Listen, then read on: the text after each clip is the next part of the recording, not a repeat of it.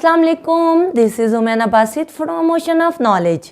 तो आज हम कर रहे हैं मैथ 10 की एक्सरसाइज 13.3 का क्वेश्चन नंबर 9। सबसे पहले हम क्वेश्चन की स्टेटमेंट को पढ़ते हैं, उसको समझते हैं, उसके बाद हम सॉल्यूशन की तरफ आते हैं। तो स्टेटमेंट है ड्रा टू कॉमन टेजेंट्स।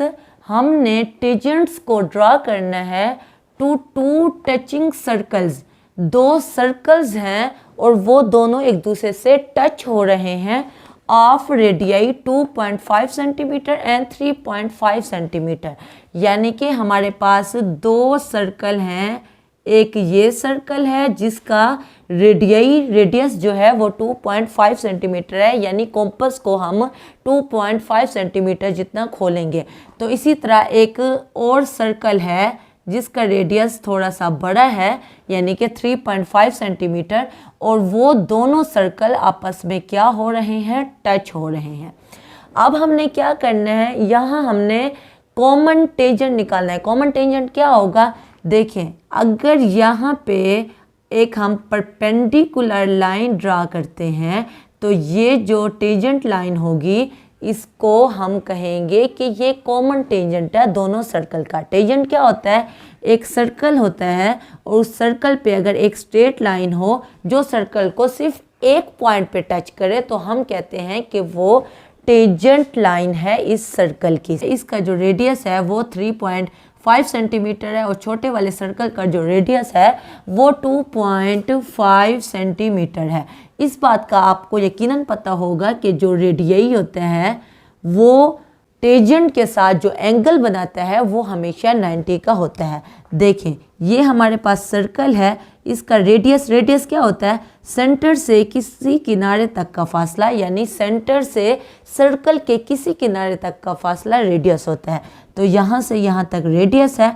तो यहाँ पे जब हम एक टेंजेंट ड्रा करेंगे तो इस टेंजेंट ने रेडियस के साथ जो एंगल बनाया वो 90 का बनाया, यानी कि टेंजेंट जो होता है वो हमेशा रेडियस के परपेंडिकुलर एंगल बनाता है। इसी तरह अगर हम यहाँ से लेके यहाँ तक रेडियस लें, सेंटर से लेके सर्कल के किसी किनारे तक का फासला, तो यहाँ अगर हम टेंजेंट ड्रा करें तो यहाँ भी एंगल 90 का बन रहा है। जो रेडियस होता है वो हमेशा टेंजेंट के साथ 90 का एंगल बनाता है, परपेंडिकुलर होता है। अब हमें क्वेश्चन की समझ आ गई है, अब हम चलते हैं सॉल्यूशन की तरफ।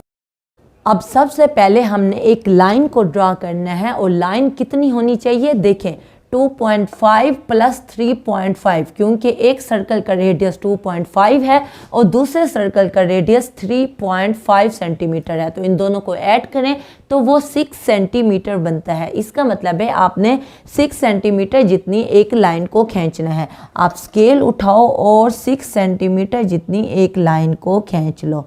तो आपने बिल्कुल 6 सेंटीमीटर जितनी लाइन ही खींचनी है कॉपी पे। मैं थोड़ी सी बड़ी खींच रही हूँ क्योंकि बोर्ड पे आपको ठीक तरह समझ आए, थोड़ा बड़ा नज़र है, इसलिए हम बड़ी खींचते हैं।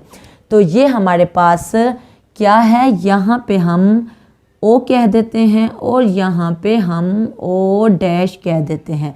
ये हमें 6 सेंटीमीटर कहाँ से पता चला, हमें 2.5 और 3.5 एक सर्कल का रेडियस और दूसरे सर्कल का रेडियस हमने जब ऐड किया तो वो 6 सेंटीमीटर बना और हमने 6 सेंटीमीटर जितनी लाइन एक खींच ली। अब जो काम हमने किया है डायग्राम बनाने के लिए वही स्टेप वही हम कंस्ट्रक्शन में लिखते जाएंगे। हमने कंस्ट्रक्शन को रट्टा नहीं लगाना, जो स्टेप हम करेंगे, जो स्टेप डायग्राम बनाने के लिए फॉलो करेंगे वही स्टेप साथ साथ अपनी टूटी फूटी इंग्लिश में लिख लेंगे।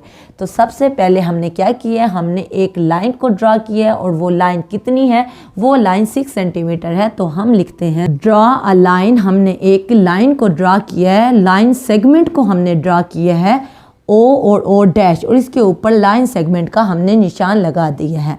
ऑफ मयर्स क्या है, 2.5 प्लस 3.5 बनता है 6.0 सेंटीमीटर जो हमने काम किया है।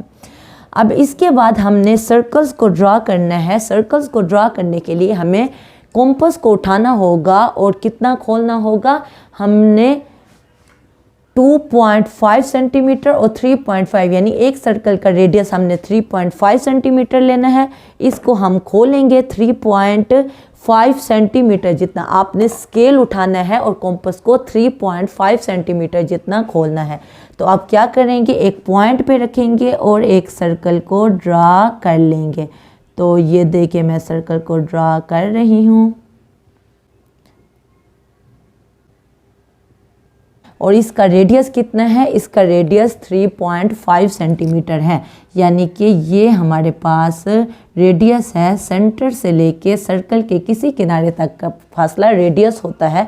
तो ये 3.5 सेंटीमीटर जितना हमने खोल लिया। अब जो काम हमने किया है वही काम हम लिख लेंगे कंस्ट्रक्शन में, ताकि जैसे हमारी डायग्राम कंप्लीट हो वैसे हमारा कंस्ट्रक्शन में भी हम सारा कुछ लिख चुके हों। तो हम लिखेंगे एक ओ एस सेंटर, हमने ओ को सेंटर लेके और ड्रा किया एक सर्कल और एक सर्कल को ड्रा किया है और कॉम्पस को कितना खोला है, रेडियस कितना रखा है, वो रेडियस रखा है हमने 3.5 सेंटीमीटर और साथ हमने कहा है ओ एम, यानी कि ओ से लेके एम तक इस पॉइंट को हमने एम कह दिया है, ताकि हमें पता चले कि जिस पॉइंट पे हमारा ये रेडियस कंप्लीट हुआ है ये पॉइंट एम है। तो ओ एम जो है वो 3.5 सेंटीमीटर है। अब नेक्स्ट क्या करना है, नेक्स्ट फिर से हमने एक सर्कल को बनाना है और उसका रेडियस 2.5 सेंटीमीटर रखना है। तो हम रेडियस रखेंगे 2.5 सेंटीमीटर।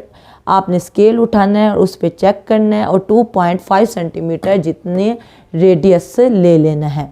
तो ये 2.5 सेंटीमीटर जितना हमने रेडियस लेके एक सर्कल बना ली है। तो ये रेडियस कितना है, ये 2.5 सेंटीमीटर है और ये हमारा बीच वाला पॉइंट है, यानी कि जहाँ पे दोनों सर्कल एक दूसरे से टच हो रहे हैं उसको हमने एम कह दिया। तो ये रेडियस 3.5 सेंटीमीटर है और ये रेडियस 2.5 सेंटीमीटर है। अब जो काम हमने किया है वो काम हम लिख लेते हैं। Take O dash as centre, हमने ओ डैश को सेंटर लिया है एंड ड्रा आ सर्कल और एक सर्कल को ड्रा किया है with radius O dash M 2.5 centimetre, यानी जो रेडियस है वो 2.5 सेंटीमीटर, यानी कॉम्पस को हमने 2.5 सेंटीमीटर जितना खोलना है। आगे लिखा हुआ है these circles touch each other, ये दोनों सर्कल ने टच किया है एक दूसरे को एट एम, यानी कि इस पॉइंट पे। तो इस पॉइंट को हम एम कह देते हैं जिस पॉइंट पे दोनों सर्कल ने एक दूसरे को टच किया है। एक सर्कल का रेडियस 3.5 सेंटीमीटर है और दूसरे सर्कल का रेडियस 2.5 सेंटीमीटर है। अब हमने क्या करना है, अब हमने एक यहाँ टेंजेंट लाइन को ड्रा करना है, क्योंकि टेंजेंट जो होता है वो हमेशा रेडियस पे परपेंडिकुलर होता है, 90 का एंगल बनाता है। तो क्या करेंगे, हमने 90 का एंगल बनाने के लिए हमें एक प्रोसीजर को फॉलो करना होगा जो हम 9th क्लास में पढ़ चुके हैं। हम क्या करेंगे, कॉम्पस को उठाएंगे और इस पॉइंट पे जहाँ पे एम है इसकी एक निब रखेंगे और एक हमने आर्क ड्रा कर लेनी है। तो ये देखें, ये हम आर्क ड्रा कर रहे हैं, ये देखें, ये हमने एक आर्क ड्रा कर ली है।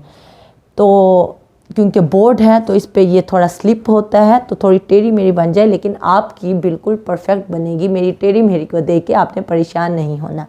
अब क्या करेंगे, ये हमारे पास देखें पूरा डी बन गया है। अब इसको डिस्टर्ब नहीं करना, इस एक एंड पे रखना है और एक आर्क ड्रा करनी है।